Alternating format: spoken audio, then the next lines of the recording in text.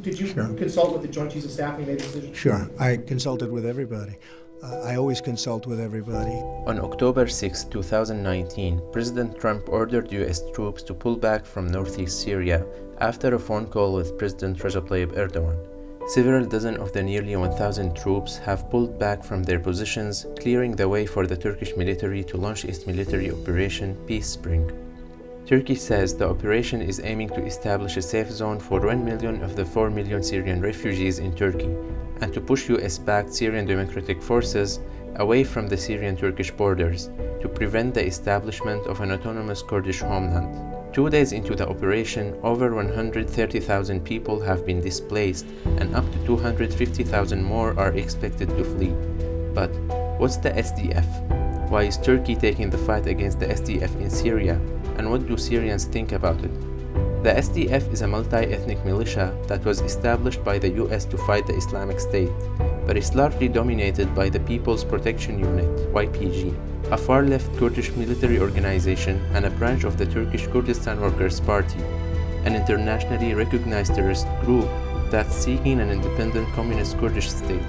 In 2014, the US was looking for a local force to fight ISIS in Syria, and YPG was the only faction to agree to US terms of fighting ISIS without fighting the Syrian regime.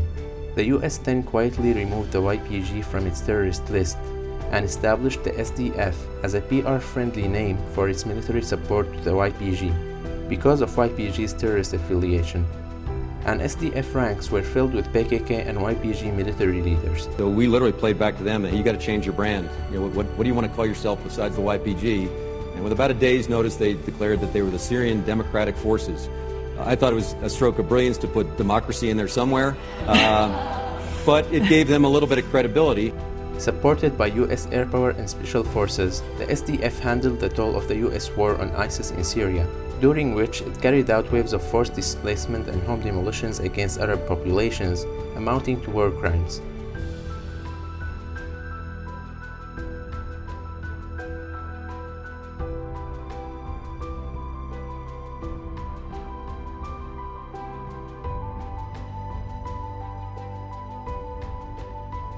After defeating ISIS, the SDF implemented the PKK's governing model, leaving power within the ranks of its political organization, sending political opposition into exile, rationing civil society and detaining activists, and restricting movement and residency of the region's majority Arab population.